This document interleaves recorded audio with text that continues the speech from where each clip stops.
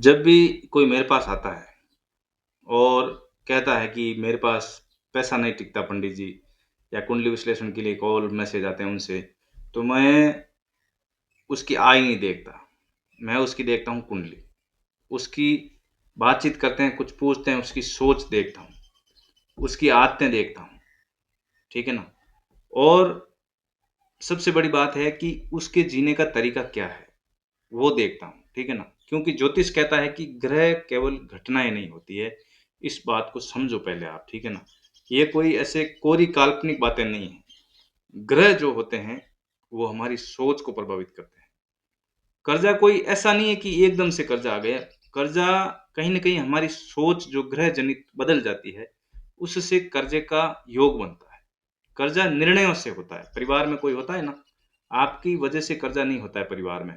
परिवार में कई लोग तय करते हैं कुछ चीज़ों को, उसकी वजह से वो कर्जा होता है, कर्जा कई बार आपको चूकता करना पड़ता है। व्यवहार के माध्यम से कर्जा बनता है। ये सारी चीज़ें ग्रह जनित हैं, ग्रहों से विचार बदलते हैं, ग्रहों से व्यवहार बदलते हैं, ग्रहों से परिणाम बदलते हैं। विशेष रूप से मैं इस वीडियो में कुंभ राशि वालों के जीवन में आपकी राशि तत्व के हिसाब से बात करूँगा और उपाय भी बताऊँगा कि कर्ज मुक्ति के उपाय क्या है आसान से, कुछ ग्रहों को कैसे संतुलित करना है कि आपके जीवन में कर्जा दोबारा नहीं हो, या जो हो गया है, उससे आपको निजात कैसे मिले, ठीक है ना? कुंभ राशि वालों की कुंडली की बात करूँगा, क्यों?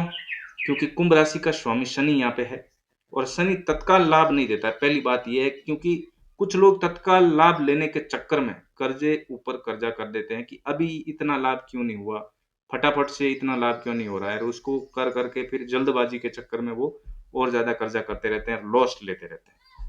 शनि यहाँ पे शनै-शनै का काम करता है, ठीक है ना? शनि अनुशासन पहले डालता है। ग्रह जिसने शनि ग्रह को समझ लिया, कुंभ राशि वालों के जीवन में कर्जा तो क्या और दूसरी कोई समस्या भी नहीं आ सकती, ठीक है ना? कई बार कुंभ राशि के जो जातक होते हैं ना, उनको जीवन में सफलता देरी से मिलती है, ये स्वीकार करना पड़ेगा। अगर आपकी उम्र अभी 18 साल से है, तो अभी से ही धीरे-धीरे प्रयास करो, आपको त 34-35 की उम्र में सफलता मिलनी शुरू हो जाएगी। जो लोग आज 34-35 के हैं और उन्होंने पिछले काफ़ी समय से अगर रेगुलर मेहनत करनी शुरू की थी, परिश्रम किया था, आज वो सक्सेसफुल है। लेकिन जो जल्दबाज़ी के चक्कर में कभी इधर भागे, कभी उधर भागे, जिन्होंने अव्यवस्थित जीवन जिया, अपनी आदतों में धैर्य नहीं रखा, कुछ नया-नया एक्सपेरिमेंट करते रहे, आय को बढ़ाने के लिए, आज वो भटक ही रहे हैं। लेकिन जो स्थिर हो गया, थोड़े समय भी जिसने संतुष्टि की, आज वो कहीं न कहीं सिंहासन पर है, और कई ऐसे कुंभ राशि के उदाहरण मेरे पास है, क्योंकि कुंडली विश्लेषण के मैसेज और कॉल मेरे पास आते हैं। और मैं यहाँ एक बात बीच-बीच में स्पष्ट कर देता हूँ कि अभी बहुत सारे मैसेज हैं, सभी के मैसेज नहीं देख पाए हैं, तो धीरे-धीरे सबको जवाब मिल रहा है। कुछ लोगों के तो 2-3 महीने के मैसेज पड़े हैं आए हुए, उनको भी रिप्लाई देना है। तो कुछ लोग जो है पीछे रह गए हैं या किसी कारणवश जवाब नहीं मिला है, तो कृपया धैर्य रखें, सभी से संपर्क किया जाएगा, ठीक है ना? तो कुंभ राशि की मैं बात कर रहा हूँ कि देर से सफलता अगर किसी को मिल रही है, या अभी जैसे साढ़े साती जैसी महादशाओं में विषुवंतरी, कुछ लोगों के राहु की महादशा चल रही है कुंभ राशि के, शनि साढ़े साती और राहु शनि की विषुवंतरी महादशा भी एक साथ कई कुंभ राशि वालों को चल रही है। इसलिए ये समय भारी है, और इस समय जो भारी होने की वजह से कई प्रश्न उठते हैं कि कर्जा आखिर बनता क्यों है? ऐसा कुंभ राशि वाले सोचते हैं कि हमें इतने जो समस्याएँ हैं वो तो है, कर्जा भी एक बहुत बड़ी समस्या के रूप में अभी इतना क्यों है कि उतर ही नहीं पा रहा है और ज़्यादा बढ़ रहा है। कर्जा उतारने के लिए कर्जा लेना पड़ रहा है। तो कभी-कभी उनके दिमाग में आता है कि क्या केवल कम आय के कारण ऐसा हो रहा है? इनकम नहीं है इस वजह से हो रहा है? नहीं। ज्योतिष के अनुसार कर्ज 3 स्तरों पर बनता है। पहला है आर्थिक स्तर, दूसरा है मानसिक स्तर, और तीसरा है जो आप कर्म करते हैं वो स्तर, ठीक है ना? और जब ये तीनों एक साथ सक्रिय होते हैं, तो व्यक्ति को लगता है कि जैसे जीवन के रास्ते ही बंद हो गए। अब आइए बात करते हैं पहले उपाय की। पहला उपाय क्या है? मैं ज़्यादा लंबा नहीं खींचूँगा, सीधा उपाय पे ही आ गया हूँ कि मंगलवार को ऋण से रिलेटेड वार माना गया है। अगर आप मंगलवार को कर्जा ले लेते हैं किसी से, तो कर्ज नहीं उतरेगा जल्दी। ये प्रैक्टिकल है। आप इसको चाहे अंधविश्वास कह लो, चाहे कुछ भी कह लो, लेकिन ये परंपरागत है, ये वैदिक ज्योतिष में आजमाया हुआ उपाय है कि आपको अगर कर्ज लेना भी पड़े तो मंगलवार को मत लो, और अगर कर्ज उतारना है तो मंगलवार को कर्जा उतारो, ठीक है ना। यहाँ पे मैं ऋण मोचक का उपाय बता रहा हूँ। कुंभ राशि वालों मित्रों, ये सभी के लिए उपयोगी है। मैंने पहले कुंभ राशि को जोड़ा क्योंकि कुंभ राशि की प्रकृति बतानी अति आवश्यक थी, लेकिन ये उपाय जो है ये सभी के लिए काम करेंगे। यदि कर्ज आपको लगातार परेशान कर रहा है तो मंगलवार आपके लिए विशेष दिन हो सकता है। आजमाया हुआ है और इससे फर्क पड़ता है, इसको हवा में मत लेना, कई लोगों ने इसको महसूस किया है, ठीक है ना। तो सुबह आपको मंगलवार के दिन जल्दी स्नान करना है, और हनुमान जी का मंदिर कोई आसपास हो, अगर विशेष तौर से नैऋत्य दिशा में मुख किया हुआ कोई मंदिर है तो वो बहुत ही बढ़िया है, नहीं तो दक्षिण मुखी हनुमान जी का मंदिर है तो और भी बढ़िया है।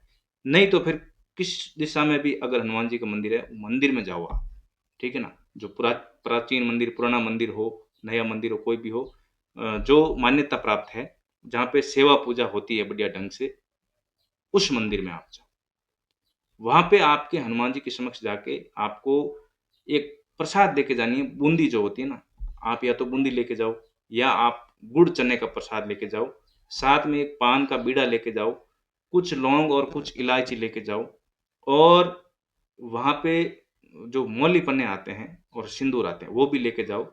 अगर हो सके और वहाँ पे पंडित जी विधि विधान से पूजा करते हैं तो आप चोला चढ़ा सकते हैं, उनको चोला बोल देना, आप चोला वो बोलते ही समझ जाएँगे और आपको वो कह देंगे कि कैसे क्या करना है, ठीक है। चोला चढ़ा दो, नहीं तो फिर जैसा मैंने कहा वो लेके जाओ आप नारियल सहित, या जो गोटा होता है वो लेके जाओ, भगवान को चढ़ाओ। और वहाँ पे आपको क्या करना है, ऋण मोचक मंगल स्तोत्र होता है। आपको यूट्यूब में तो सुनाई देगा, लेकिन लिखित रूप में नेट पे मिल जाएगा।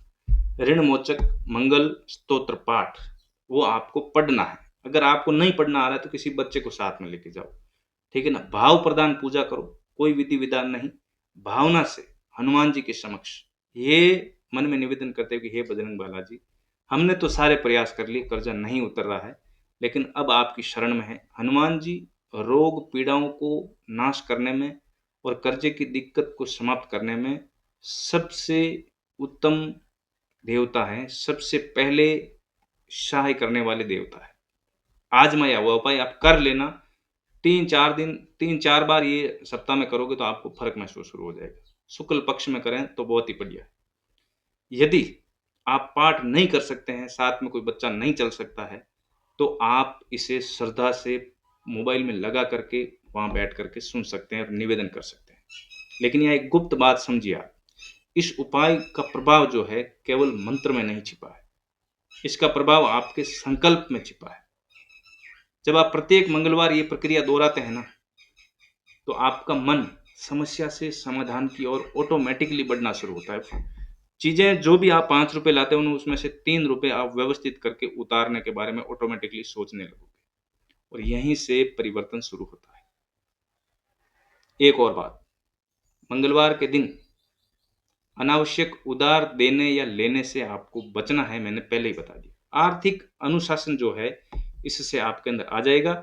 यही एक प्रकार का ज्योतिषीय उपाय है, लेकिन रुकिए, दूसरा उपाय उससे भी महत्वपूर्ण है, क्योंकि ये सीधे आपकी राशि स्वामी जो है ना उनसे जुड़ा हुआ है, ठीक है। दूसरा उपाय क्या है कि शनि की कृपा प्राप्त करने का उपाय। कुंभ राशि आपका स्वामी शनि, और जब तक शनि विशेष तौर से साढ़े साथी चल रही है और प्रसन्न नहीं होते या उनकी एनर्जी के फॉर्म में आप नहीं डलते, तब तक जीवन में स्थिरता आना कठिन माना जाता है, ठीक है ना। ये सत्य बात है, क्योंकि आप लोग काफी समय से 5-6 सालों से भोग रहे हो, 7 साल हो गए, तो आपको अच्छी तरह से पता है कि ये बात मैं झूठ नहीं बोल रहा हूँ, आपने भोगा है। शनिवार की संध्या में आपको क्या करना है, सरसों के तेल का दीपक जलाना है। आप लोगों में से 5% इस उपाय को करते हैं और उनको फायदा हुआ है, लेकिन मैं कह रहा हूं दावे के साथ में 95% लोग सुनते हैं डेली, लेकिन उपायों के तौर पे अपने सच्चे मन से श्रद्धा से एक भी नहीं करते।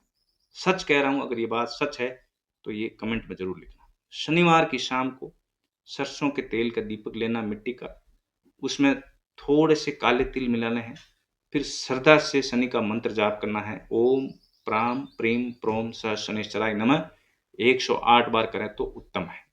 अब यहाँ पे रहस्य समझिए, ये पीपल के पेड़ के नीचे शाम को करना है, शनिवार को कहीं आस-पास हो, तो इससे डरना नहीं है, संध्या काल में करना है, ये एकदम अति उत्तम उपाय है, उससे कोई दिक्कत नहीं।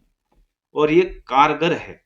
अगर घर में कोई पितृदोष है, शनि की कुपित, श्रापित या वक्र दृष्टि है, तो वो सही होती है। शनिदेव केवल पूजा से प्रसन्न नहीं है, लेकिन आप शनिवार को ये नियम पकड़ लेते हैं, अनुशासन से करते हैं हर शनिवार, 4-5 शनिवार, तो वो प्रसन्न होते हैं, आपके पितृ प्रसन्न होते हैं, लक्ष्मी नारायण भगवान वासुदेव प्रसन्न होते हैं। ये अगर आप करते हैं, तो आपको खर्चों का जो लेखा-जोखा रखना आएगा, खर्च करने में और आय में जो संतुलन है वो बिठाना आएगा, और आपके घर से जो नेगेटिव एनर्जी है वो हटेगी, और कर्जे को ऑटोमेटिकली रहस्यात्मक ढंग से आप कैसे कम करेंगे ये आप खुद देखेंगे।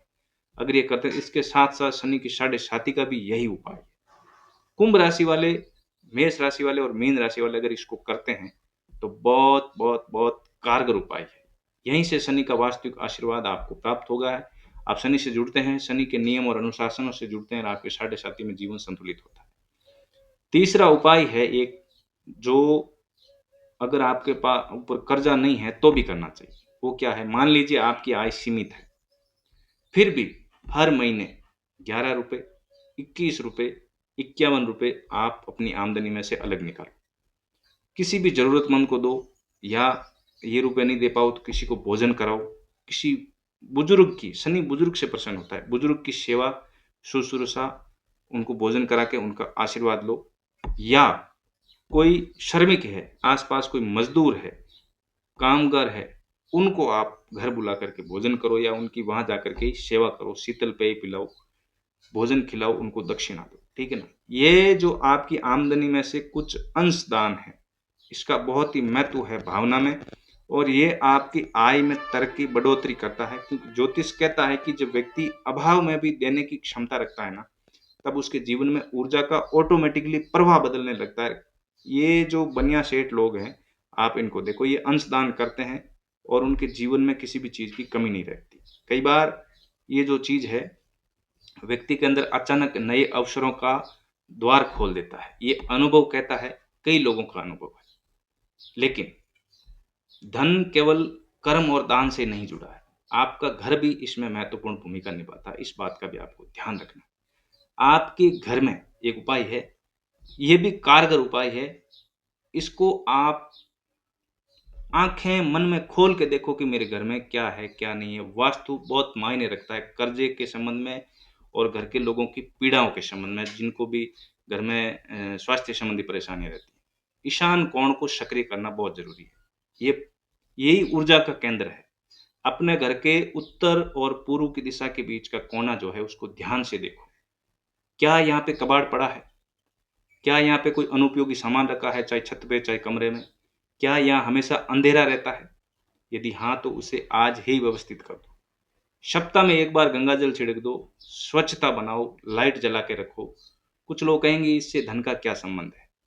क्योंकि अव्यवस्थित वातावरण अक्सर अव्यवस्थित निर्णय पैदा करता था, और वो भी आपके घर में जो ऊर्जा का, देव तत्व का, शिव तत्व का जो वास है, उस कोने की बात करो। यहीं से आर्थिक समस्याएँ उत्पन्न होती है, और यही कारण है कि वास्तु और जो ज्योतिष है, कई स्थानों पर एक दूसरे से बहुत अधिक नज़दीक जुड़े हुए दिखाई देते हैं। ठीक है ना? तो आपको ये सब करने के बाद में मानसिक संकल्प लेना है और लक्ष्मी बीज मंत्र का जप करना है। ठीक है ना? सुबह-सुबह उठते ही आपको हथेलियों को देखना है, मंत्र आपको नहीं आता है, तो कुछ भी मत कहिए, मन में लक्ष्मी नारायण का ध्यान करके उनके दर्शन कर लें। ठीक है ना? और मन ही मन में हमेशा, अगर आप निराश हो गए हैं, क्योंकि जब मन मजबूत होने लगता है ना, तो सारे निर्णय भी सही होने लगते हैं। तो हमेशा मन में ये मत सोचो कि अब तो कर्जे में दब गए, अब कुछ नहीं हो सकता है। आपको मन मजबूत करना बहुत ज़रूरी है, तभी ये सारे उपाय काम करेंगे। आप मन में सोचते रहो कि मैं आर्थिक रूप से मजबूत हो रहा हूँ, मेरे जीवन में नए अवसर आने शुरू हो गए हैं, मैं धीरे-धीरे कर्ज मुक्ति की दिशा में बढ़ रहा हूँ, ठीक है ना? इसके बाद श्रद्धा से मैंने जो अभी कहा बीज मंत्र है, मुझे वैसे बोलना नहीं चाहिए, लेकिन मैं प्रणाम करके बोल रहा हूँ। ओम श्रीम ह्रीम क्लीम कमलवासिन्ये स्वाहा। ऐसा आपको मंत्र जाप करना है। अगर मन में करेंगे तो बहुत बढ़िया है। अब आप सोच रहे हैं कि इन ये सब इतना महत्वपूर्ण क्यों है? क्योंकि जब व्यक्ति हर समय भय में रहता है, तनाव में रहता है, निराशा में रहता है, तो वो अवसरों को पहचान ही नहीं पाता है कि जीवन में कोई अवसर भी आ रहा है, उनका फ़ोकस समस्याओं पे रहता है, अवसरों पे नहीं रहता। और कई बार इन सब पॉज़िटिव एनर्जी से ही परिवर्तन है वो शुरू होता है। तो प्यारे दोस्तों, आज मैंने आपको केवल 5 उपाय नहीं बताए हैं, मैंने आपको एक दृष्टिकोण दिया है। याद रखिए, कर्ज़ केवल धन की समस्या नहीं होता, कई बार ये आदतों की समस्या होता है, कई बार निर्णय लेने की समस्या है, वो होती है और कई बार धैर्य की भी परीक्षा होती है। इसलिए उपाय कीजिए, अनुशासन रखिए, धैर्य रखिए और स्वयं पर सबसे बड़ी बात है विश्वास रखिए। यदि आपको ये जानकारी उपयोगी लगी हो, तो कमेंट अवश्य करें। जय शनिदेव, मैं समृद्धि की ओर बढ़ रहा हूँ और वीडियो को लाइक करें, चैनल को सब्सक्राइब करें। अगर आपकी राशि कुंभ है, तो वीडियो आपको मिलते रहेंगे। मिलते हैं अगले वीडियो में। जय श्री राम।